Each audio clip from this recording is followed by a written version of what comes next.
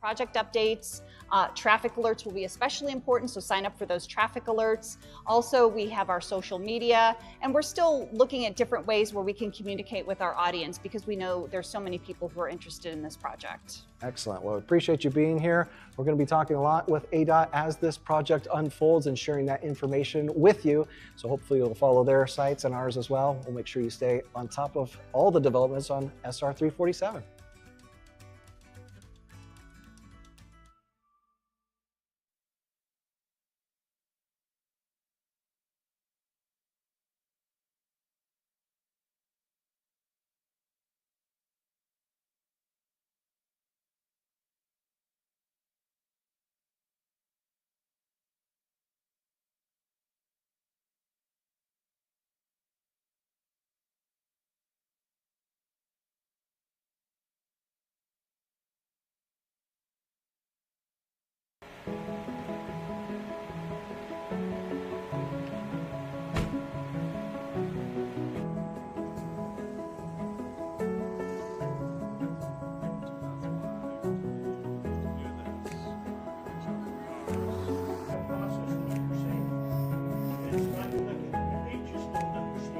This is autism awareness designed by first responders for first responders. It's to help them quickly identify, is this impairment or is this something else? The training is important because it helps our officers to interact with people out in our community who may be developmentally disabled or suffering from other disabilities. And we want to have positive outcomes with our community members, so it really helps for them to have an awareness about some of the things people may be experiencing prior to us contacting them. The biggest risk is a misinterpretation of an overstimulating behavior as defiance or impairment or criminal activity, and potentially resulting in a use of physical force. And it creates trauma not only for the community or the individual, but also for the first responders in the department and the municipality. It's really important that we're empathetic when we're dealing with members of the public. We see people on their absolute worst days. People don't call the police to tell us that they're having a great day. They call us when they need help. And so this helps to build that empathy. It helps to build in what I like to call the tactical pause, so that we're having a conversation that maybe is not going as we expected it to go. Maybe we start thinking to ourselves, maybe the person that we're talking to doesn't understand or is having a difficult time communicating with me. And to take that pause and try to be patient and try to be empathetic so that we have a positive outcome. I wish I would have known a long time ago that sometimes individuals that have autism struggle to communicate. The key important piece to this training is the fact that it's in person, because that allows a safe space. It allows for more engagement, accountability. They have scenarios that they can interact with each other. So again, there's more of that learning space for them. And so we believe wholeheartedly that that is the key piece here, is having it in person. And all too often we hear that's what they want, and that's amazing. When they do go through this training, they have tools and awareness that they can immediately put into action. They're leaving our training class and they're going out on the street and they're utilizing those tools. I think the other thing for the community to know is now when they have a first responder show up or a member of the Maricopa Police Department, they can ask questions and they can actually get resources. They can get some information to help them. They could get information about the communication accommodation. They can get information about available resources that are here in the state as well as in Maricopa to help them with their loved ones. I think it's important for the community to understand that we're listening. We're listening to the needs of our Maricopa community. As it grows, we are exploding with a population that has all different needs. And so I often say that we need to police Maricopa the way that Maricopa needs to be policed. And that means listening to our community members. And so this helps with that. It helps broaden the horizons of our officers and give them just another thing to think about when they're talking to people or building relationships. It's very, very helpful to have this type of training under our belts.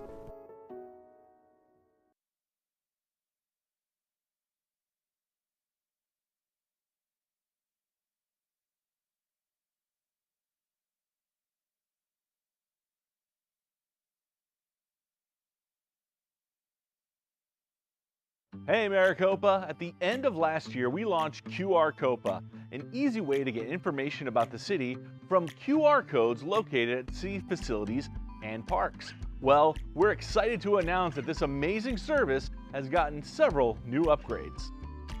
Introducing the newly redesigned QR Copa Maps. We've upgraded the experience with a streamlined map, an improved interface, and easier navigation to help you find what you're looking for. You can also sort locations by type so you can find parks, facilities, amenities, and more. And the best part, you don't need to search for a link.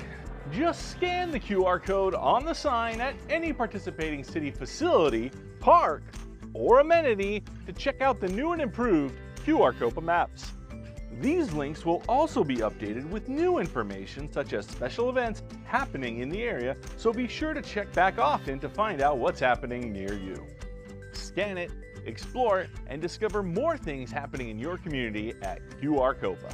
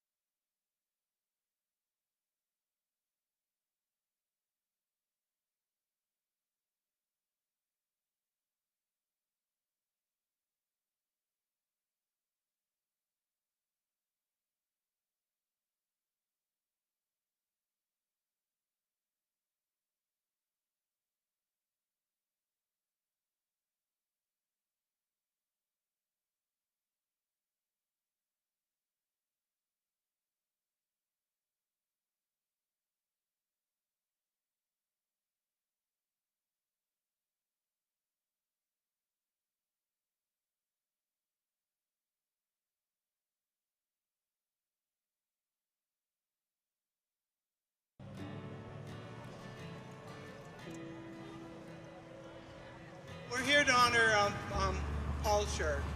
Paul Shirk was the president of the Maricopa Historical Society for 10 years, and under his leadership, we were able to acquire the rail car, the Silver Horizon rail car, and we worked with the city to get the museum remodeled so that we could have a history museum here in Maricopa, and also he worked with the city when the Smith House was donated to start forming a Smith Heritage Center. So he was very important, well, he was a great man and very active in the community as well as the Historical Society. So right here's the sign for the Paul Shirk Avenue. I know there was discussion whether it was street, place, anyway, it's Paul Shirk Avenue. Wow. It's so awesome when, like I said, when we can celebrate a person that has done such marvelous things for our city. And remembering our history is one of the most important elements.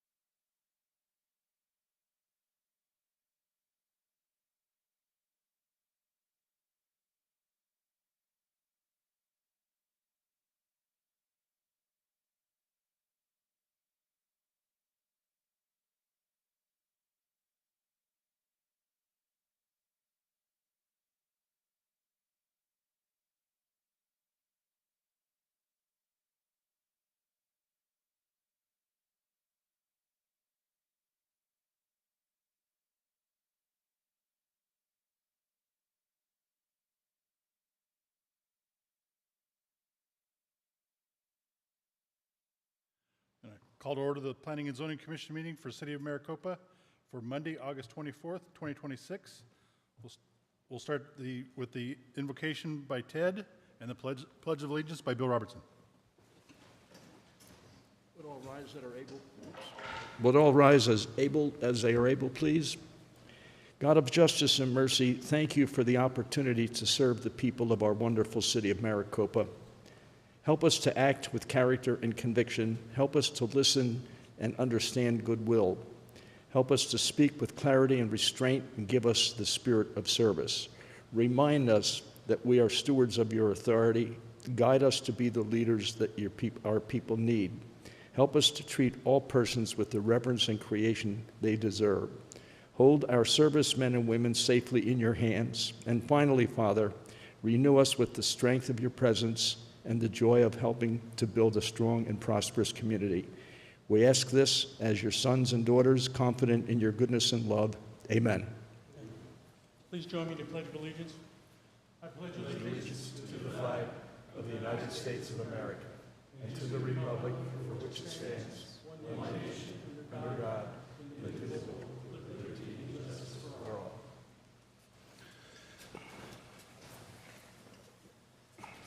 James, we'll start with a roll call.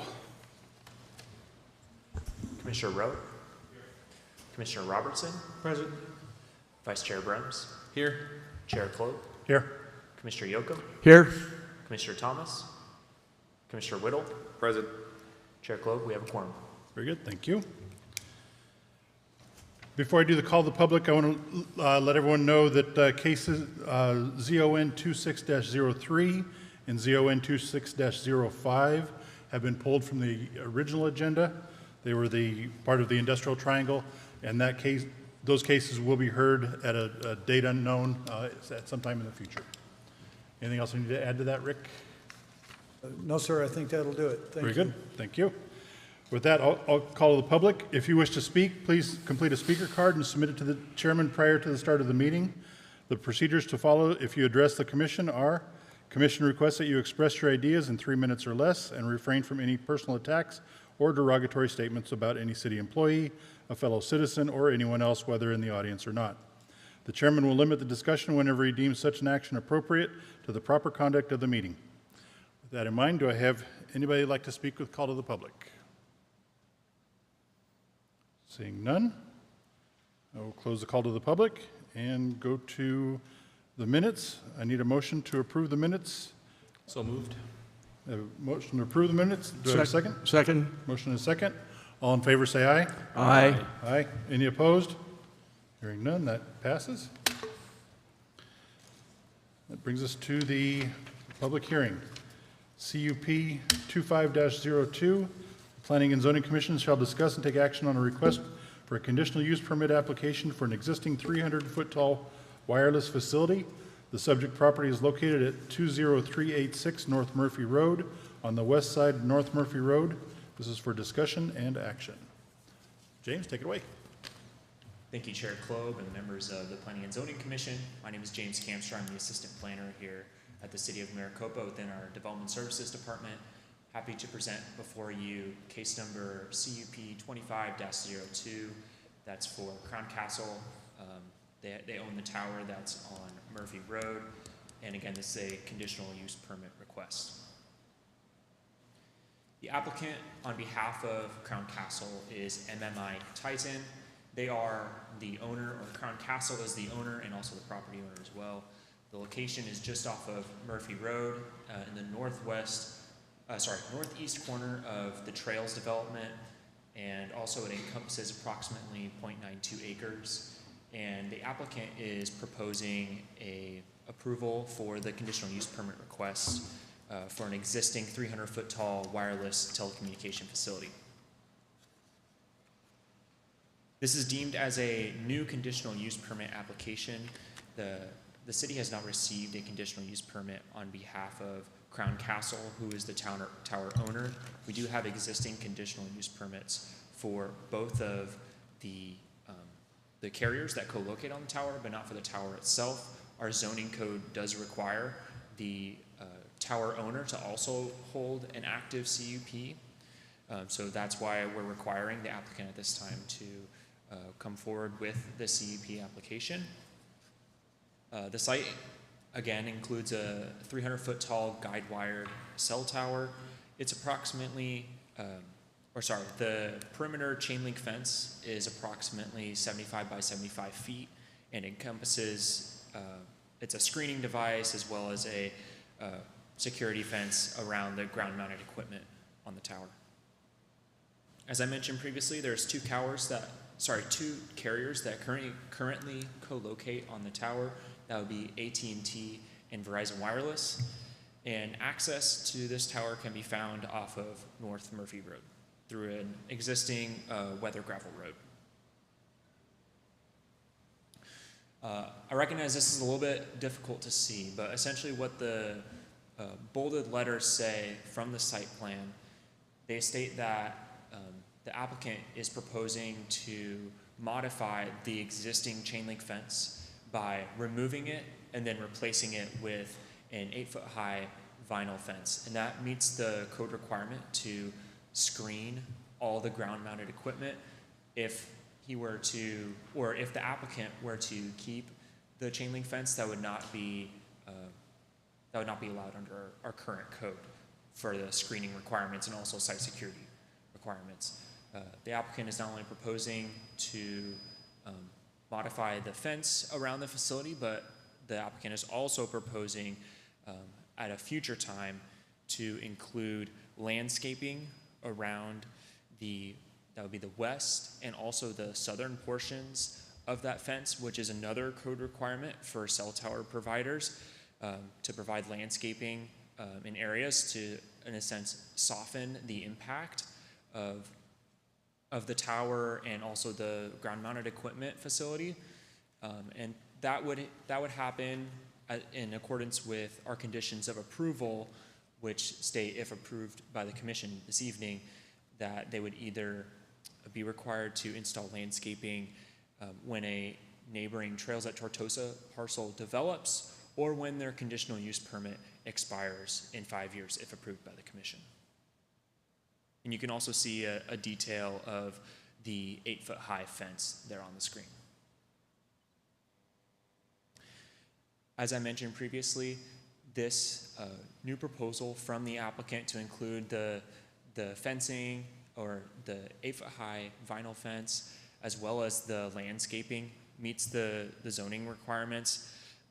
It's in a place where it's been previously approved by the Pinal County jurisdiction. Now it's within the city of Maricopa jurisdiction, so now our standards apply. And with these modifications that the applicant is proposing, then it would meet those standards. Not only does the cell tower meet the standards that are within the specific telecommunications facility in our code, it also meets general needs that our community has, for instance, for providing cellular services for those who use AT&T and Verizon, or if there are any other carriers in the future that might want to co-locate on the tower. In terms of public outreach, we had to have 2 different versions of the public outreach go out. The first was for the meeting that was supposed to be last month. We unfortunately did not meet the notification requirements for last month's meeting, and so we had to push this item to this month's meeting. So that's why we have that second round of notification letters, the newspaper notice, and also the sign posting. But other than that, the neighborhood meeting was held. We had no members of the public in attendance. I did receive an email from a person that lives in the Tortosa community. They were just generally asking about the proposal for the tower, and if it was going to be a new facility. I told them about the project scope of work and assured them that it would not be a new tower. It's an existing tower that's just looking to receive a conditional use permit.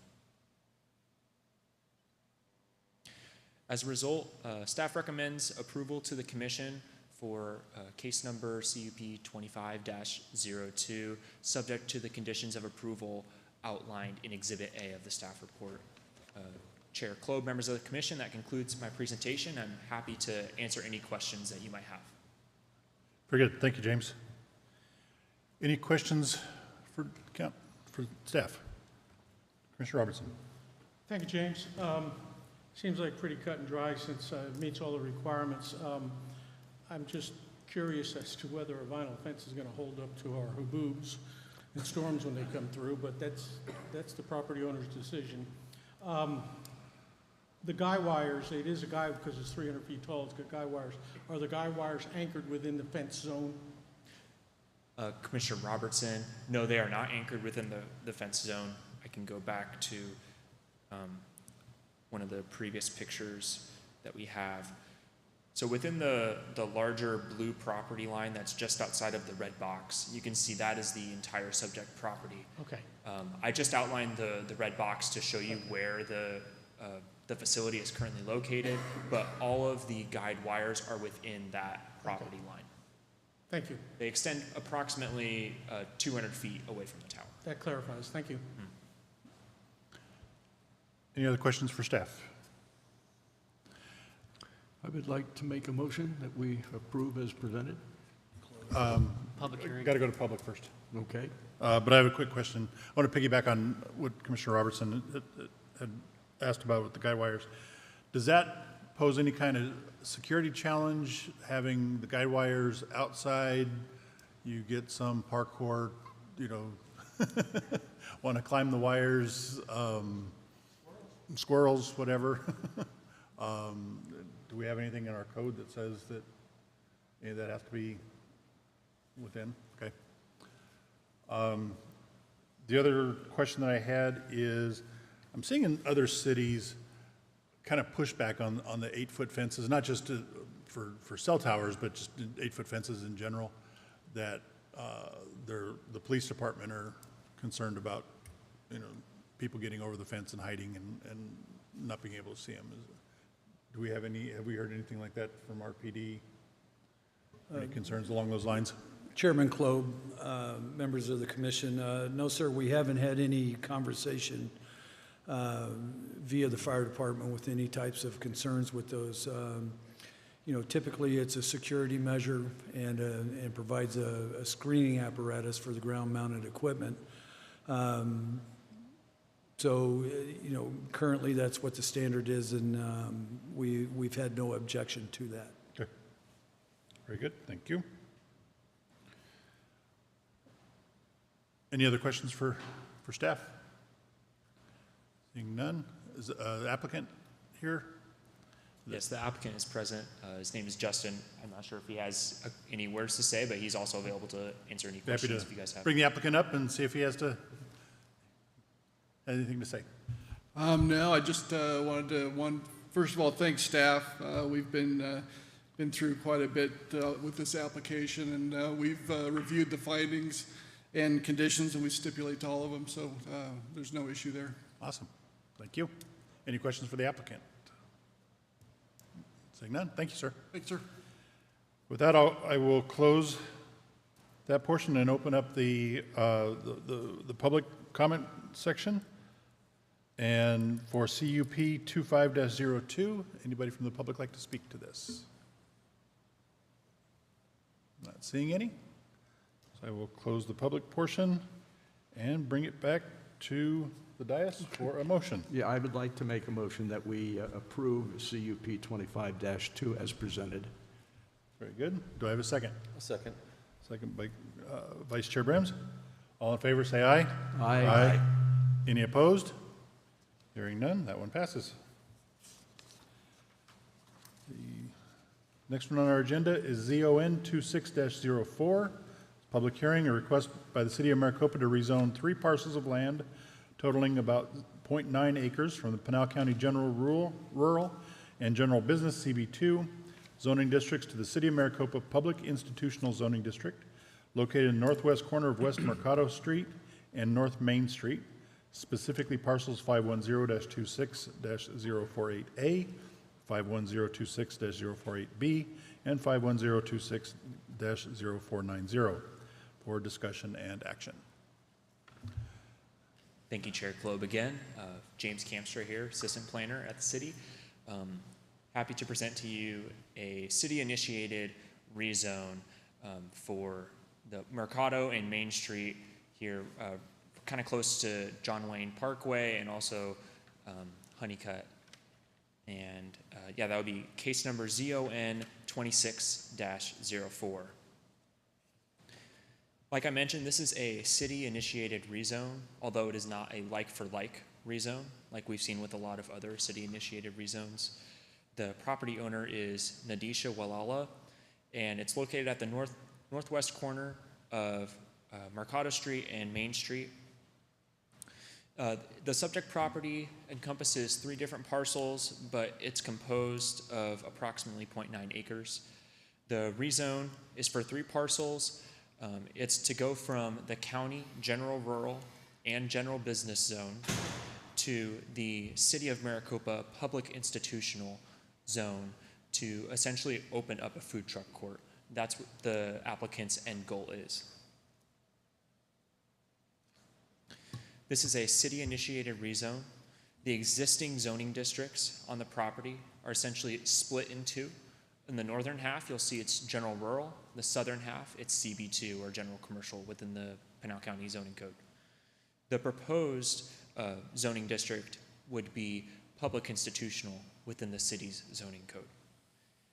And you can see that this matches with the general plan land use designation, which is also public institutional, and I'll get into that on just the next slide.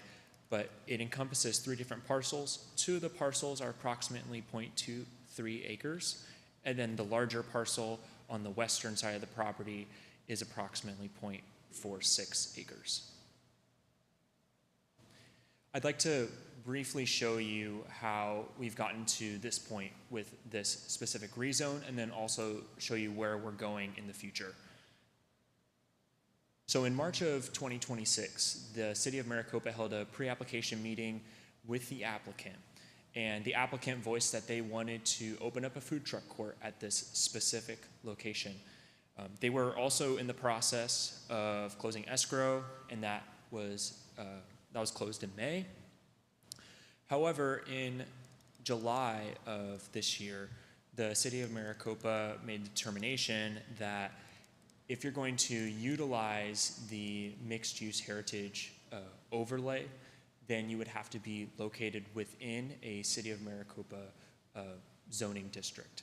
And in order for the applicant to utilize the mixed-use heritage overlay, they needed to rezone their property. So the city initiated that because that was not originally communicated to the applicant during that pre-application meeting, as well as it was a city-owned property. And so since the applicant wanted to open up the food truck court, the overlay was required for them to operate there. The applicant has agreed to essentially downzone their property because they could have rezoned it from CB2 commercial to some sort of commercial district within the city, or they could have rezoned it to general rural in the county to general rural within the city.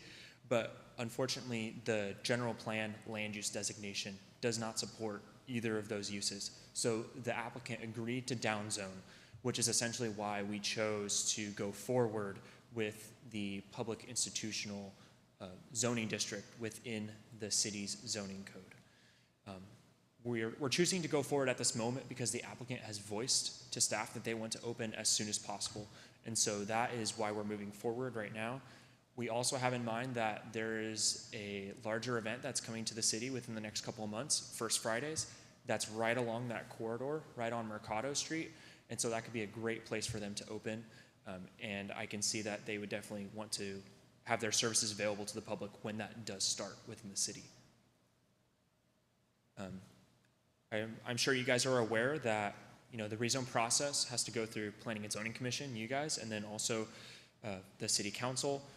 We are also looking forward to the future. Right now, as you are probably aware, the general plan is in a blackout period. We are not able to update the general plan, even though the general plan in that specific area, in that neighborhood, is not necessarily reflective of what the city envisions that area to be. We envision it to be maybe some sort of commercial hub for the city. So we are looking forward to January of 2027, where the city is going to initiate a general plan amendment for that area. We did have other general plan amendments when we did do the general plan update, but we just happened to miss this area. So we would go ahead and correct that. Like I mentioned previously, this does conform with the general plan since we are proposing a public institutional zoning layer, base zoning layer, so that the applicant can use the mixed-use heritage guidelines, then it does align with the general plan land use designation. In the general plan, there are certain zoning districts that must align with the land use designation, and the public institutional zoning district is the only one that aligns with the public institutional land use designation in the general plan. So that's why we had to move forward with this. It also aligns with a lot of the other objectives like creating village centers. It also creates commercial near neighborhood nodes along arterials. Again, this could be a very busy place, especially for commercial if we look in the years to come, and especially with First Fridays as well. We've also looked at land use compatibilities and incompatibilities. And then also we're looking forward to hopefully rezoning this property so it's within the City of Maricopa guidelines, the zoning district guidelines, as opposed to the Pinal County ones. Also, it conforms with the zoning code. Again, it aligns with the general plan like we just outlined. The district boundaries allows us to increase the amount of commercial within the city by rezoning it and allowing it to be under the mixed-use heritage overlay. And then finally, it's allowing us to grow in an orderly manner, but also protect the health, safety, peace, comfort, and general welfare of the citizens in this community. In terms of public outreach, we were originally noticing the community in mid to late July. We had to change the proposal because staff originally thought that the general rural zone would be applicable because it would be like for like from the county general rural to the city general rural. We did a little bit more digging.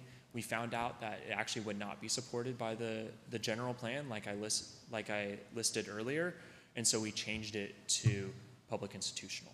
So that's why you see the revised sign and also the revised notification letter.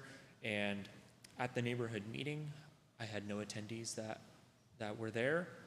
I did have one individual that gave me a call from the neighborhood.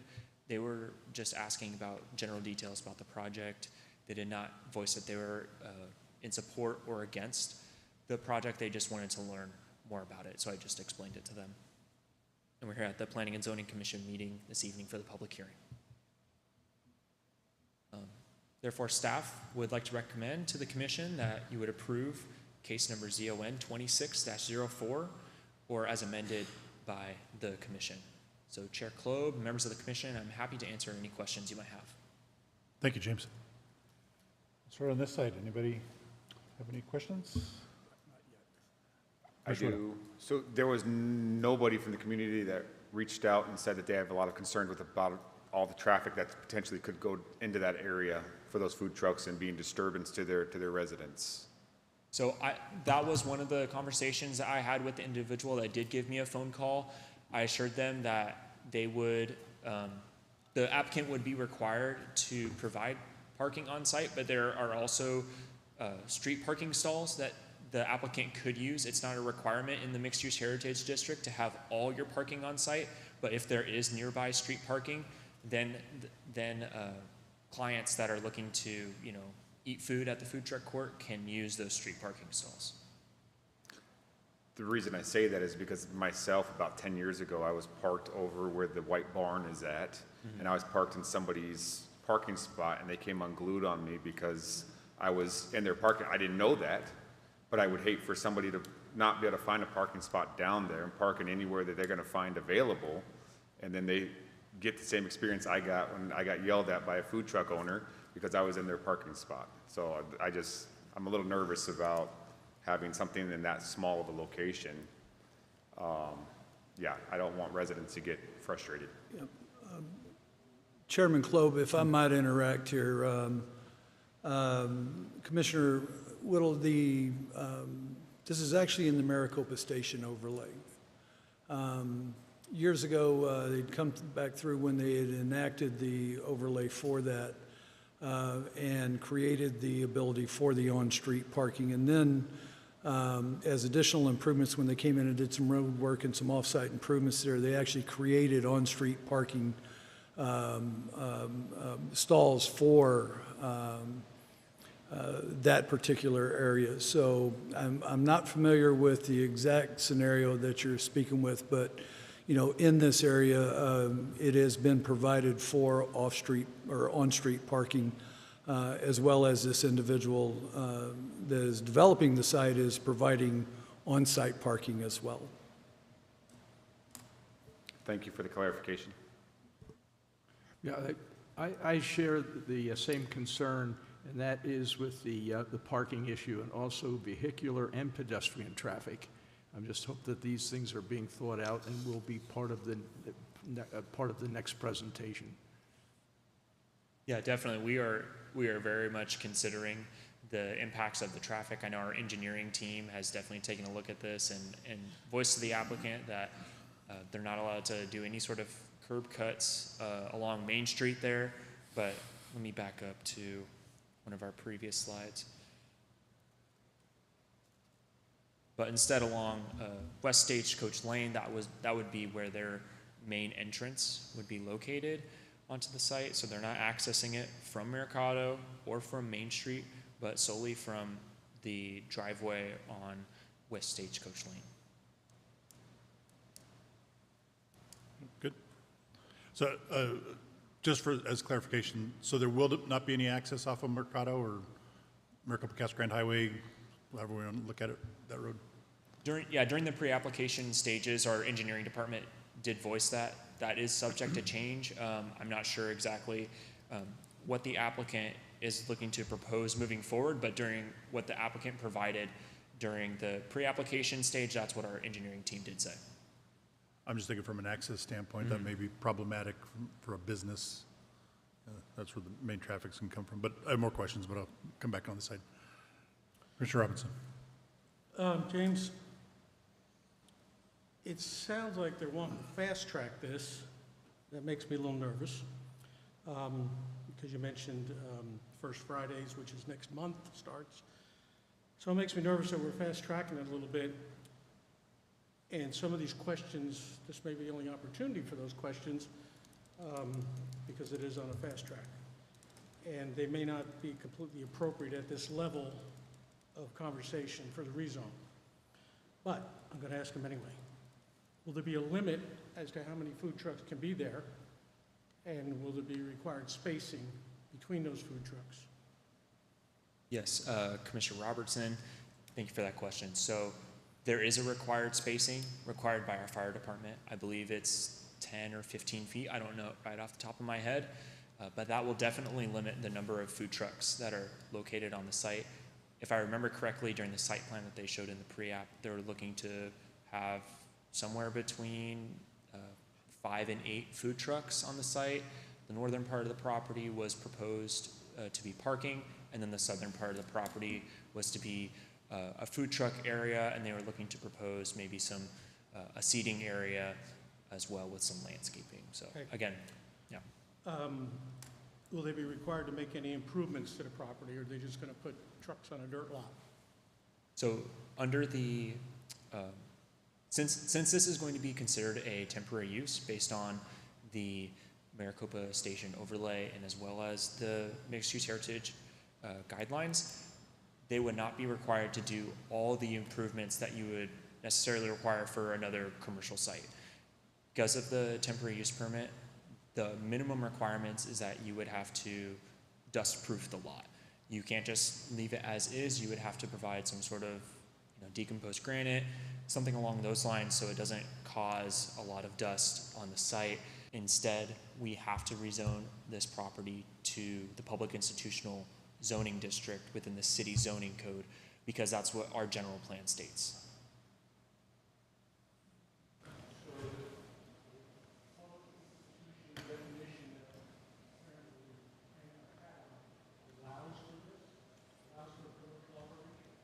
So the public institutional operation does not specifically allow for this, but the overlay does allow for this. So that's what we are, so the applicant is applying for this rezone for the benefits of the overlay, and the overlay standards will go over the public institutional zoning standards. So it's not like the public institutional standards are over the overlay standards, it's the other way around.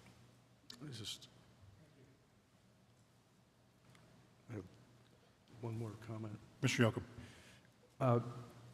And again, the concerns I have that I'm going to list here, I think they come at a later date, but I know that this commission had looked at a food truck court mall type aspect, and I have a feeling this is going to evolve into something of that nature.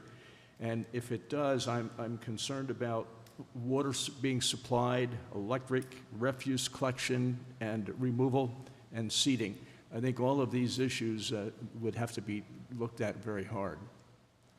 Yes, all of those things that you just mentioned are requirements within the food truck court guidelines that the commission and also city council approved. So those will definitely be evaluated when they come in for their temporary use permit for commission approval tonight. Thank you. Any other questions? James, I had a few. Mm-hmm. What about other facilities? Will there be like toilet facilities?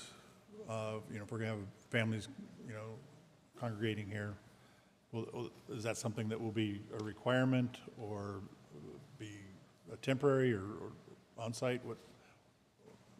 What are the thoughts there?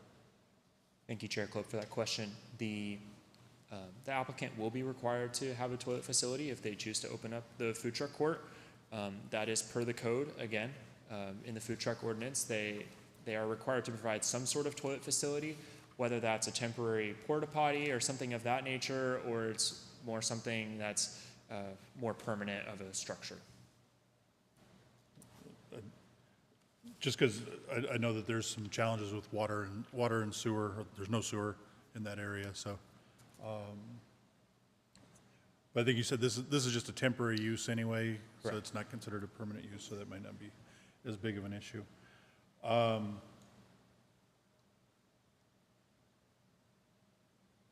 Future rezoning of this, due to the fact that we have that general plan blackout right now, is this something that's going to come back onto the city at the city's expense to rezone it at a future date? Let's say, they don't want to have the food court after 3 or 4 years, and someone else wants to come in and have a retail shop or office building or something there. Since that we weren't able to parallel into a light commercial due to the blackout, is that something that the city would undertake again? Chair Klopp, that has been discussed at the city. I don't believe we've come to a specific conclusion on that yet, but yeah, that has been discussed. We have been leaning towards having the applicant do a rezone sometime in the future if they would like to rezone into a commercial property, if it stays as a food truck court or some use that would allow for the PI, but obviously the overlay district does allow for the food truck court to be located there. Yeah. Okay. Chairman Klob, just to shed a little light on it, and James is absolutely right, we have had the conversations on that. And it would not be a city-initiated rezone to upzone it from this point on. We made it crystal clear with the applicant when we had the discussion regarding going to the public institutional that any future zoning, any zoning in the future would be their responsibility to take it to whatever the next step would be. Okay. Thank you. The only other challenge that I see with this is, I mentioned before the access, but I think that can get worked out through traffic. So there's 2 residents that are on the west side of this property. And having food trucks with their generators and families and kids and just the overall noise. And are they going to be required to have, I think it's just a chain link fence that's separating the residences from this property now. Is there going to be any requirements of separation there? Thank you for that question, Chair Klob. In terms of noise, the zoning code does specifically specify that they need to have electrical pedestals. So generators will not be allowed on site. In terms of lighting and noise and screening for neighboring residences, I'm not sure if that is a specific requirement in our code, but I can definitely look into that. I know obviously planning staff is most interested in softening any impact of commercial that is adjacent to residential. So that could be something that we could push on the applicant and see if we can get that going forward. Okay. Yeah, Commissioner Klob, if I could expand on that as well. James is spot on, but if you remember when we brought in the original food court truck ordinances to add to the mixed-use heritage district, we built some flexibility in that with respect to lighting, generators, pedestals, and we created that flexibility in order to be able to evaluate each site and make those determinations as what we're going to need to make that site successful. Now, they will need a temporary use permit for this, and we will evaluate all those impacts on that site when that TUP comes in, and we'll make the determination as to what's appropriate moving forward as to not only be able to conduct a business in an appropriate manner, but also maintain the sanctity of the neighborhood around it. The only other thing that I wanted to touch base on, and I just lost my computer screen, when we looked at this with regard to access, there will be no access along Mercado or the Casa Grande Highway. Any access to this site will be off of, I believe that is, West Stagecoach Road. So via one curb cut, ingress and egress, and no additional curb cuts along those other two roads. And my last question, thanks, Rick. My last question is, are these trucks going to be permanently there, or they have to be removed every day? Chair Klob, under the temporary use permit, I believe they can be there all the time. They don't have to. They have to be removed.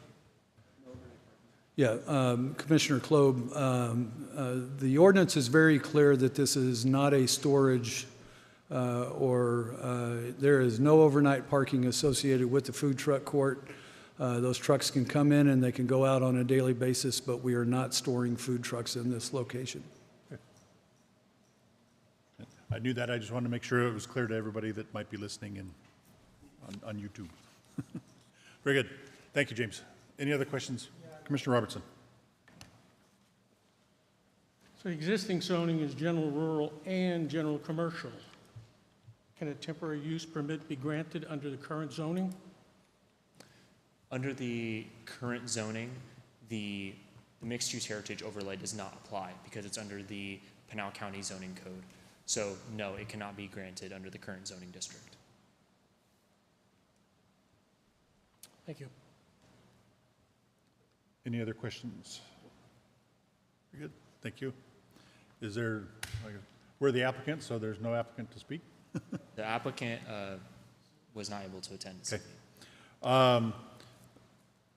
With that, I'll open up to the public comment.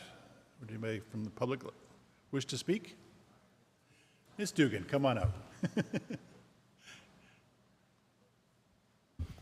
I got to pull it way down. You're much taller than I am. Good evening, Chairman Klob and commissioners. Just a couple things that come to mind. I don't know if you guys have ever driven down there for the parking. It's not a lot. The closest where there's more spaces is down. It's not Stagecoach, but it's the one that kind of goes off to the senior center. I was there when they dedicated the road to Paul Shirk. So I believe there's 3 spaces in front of the residence that's to the east of this parcel.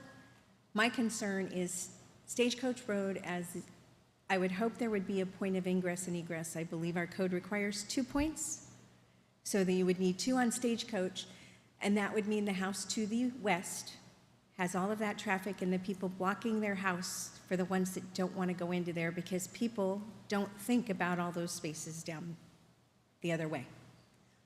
There's also a house there to the north side and to the east side. My concern when I first heard of this was truly noise. I'm also concerned any time that we want to fast track zoning for some event that's coming up and we're not really looking at everything clearly, the parking, the noise, the neighbors. I will tell you, as someone who used to have a business down here, these are not the typical neighbors that understand what it means to come to a call to the public or understands what it means to have their voice heard. They're people that have been in Maricopa for long, probably before I was born. And it really bothers me that we're doing this simply for that and public institution just to make it a zoning that'll allow them to use the overlay. Thank you. Thank you. Anybody else wish to speak?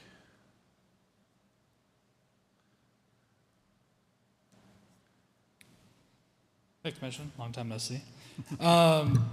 James Singleton, Tortosa resident. My concern here is the pure abuse of the overlay district and the zoning. It's not the city's fault that this applicant missed the boat for the general plan, and now we are just trying to say, oh yes, you are in city zoning, so you can use this overlay district. Public institution is, this district is for public or quasi-public facilities, including but not limited to city facilities, utilities, schools, health services, public work yards, utility stations, telecommunication facilities, and similar uses. Accessory retail uses and services, including food facilities and childcare, are permitted. Now, I know you heard food facilities, and this is a food truck court, but think Starbucks inside of Fry's or Bash's, right?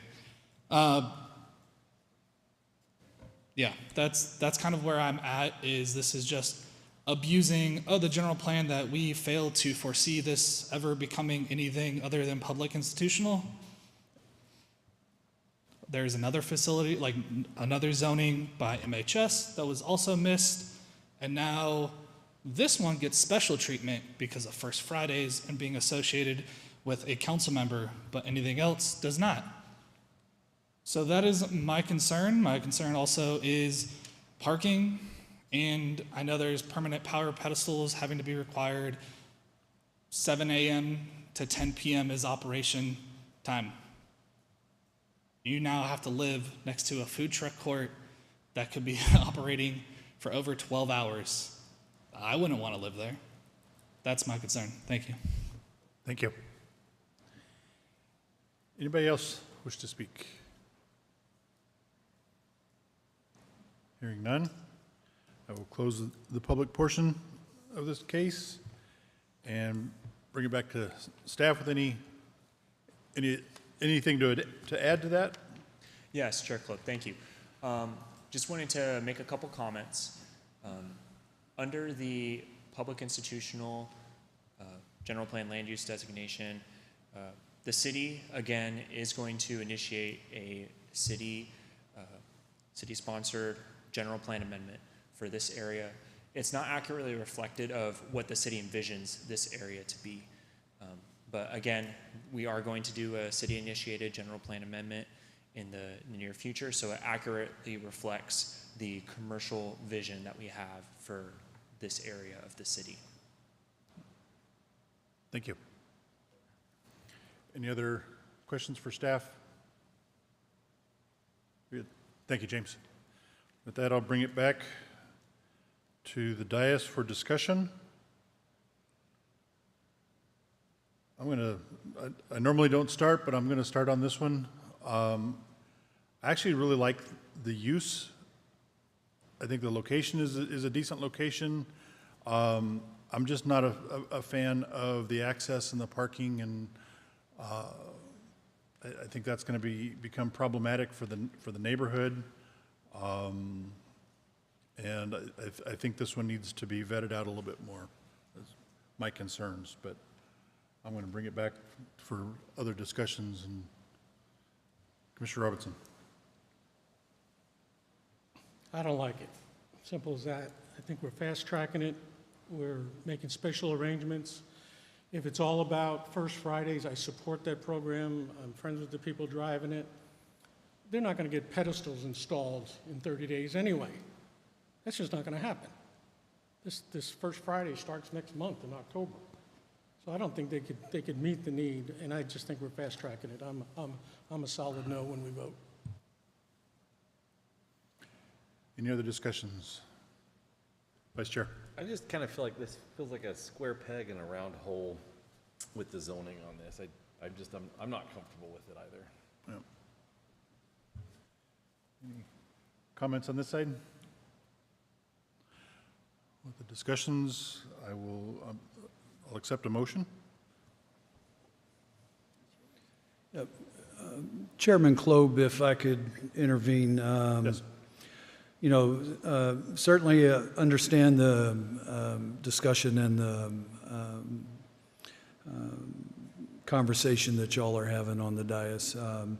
Maybe it might be appropriate to entertain tabling this until we can create or we can gather more information and then bring this back to you when we can answer more questions.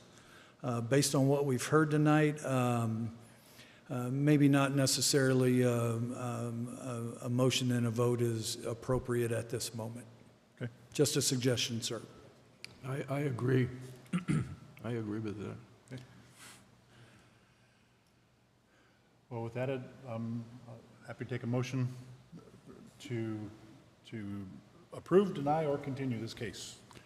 I would say that we pass a motion to continue to consider it into the future. Do I need to continue to a date certain?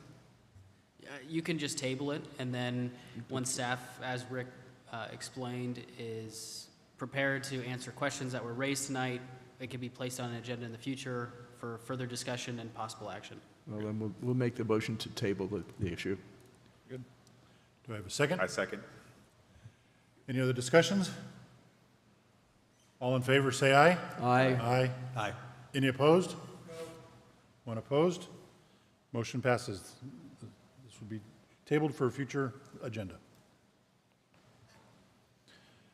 Very good. Reports from commission and or staff. Thank you, Chairman. Just a real brief update. Next scheduled meeting we have September 28th. I know we've got a couple of items that are tracking for that particular meeting, and I'm working on bringing some additional updates to the Planning Commission as well. So thank you for your time tonight. Have a great Labor Day weekend. All of you be safe out there, and we'll see you on the 28th, sir. That concludes my update. Very good. Thank you. I don't believe we need to go into executive session. So with that, I'll accept a motion for adjournment. I motion for adjournment. I have a second? Second. All in favor? Aye. So moved.